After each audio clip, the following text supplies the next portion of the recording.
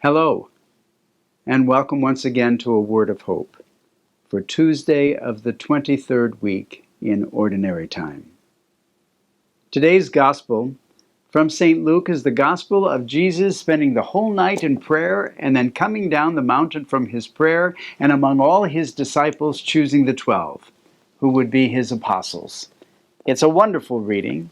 He says he called the disciples to himself, and from them he chose 12, whom he also named apostles: Simon, whom he named Peter, and his brother Andrew, James, John, Philip, Bartholomew, Matthew, Thomas, James, the son of Alphaeus, Simon, who was called the Zealot, and Judas, the son of James, and Judas Iscariot, who became a traitor.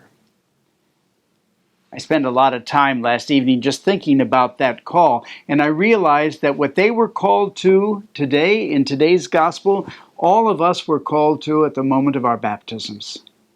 Every time I have participated in the baptism of an infant, I have always been moved by the very beginning of the liturgy, where the priest says, "The Christian community welcomes you with great joy. In its name I claim you for Christ. By the sign of his cross, I now trace the cross on your forehead and invite your parents and godparents to do the same." That's one of the most beautiful parts of the liturgy for me. But what strikes me today is, as beautiful as it is not romantic, and you know that as well as I do. When you and I were called, we were called into a life that is very tough and very challenging. The ways of Jesus are not the ways of the world. The ways of Jesus and his love and his care and his compassion and his forgiveness are not what we are used to seeing on the news, are not what we are used to experiencing in everyday life.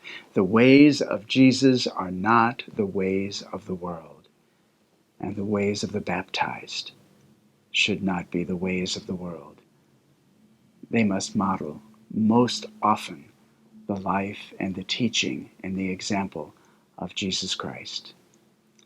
The call of the disciples to be apostles is beautiful.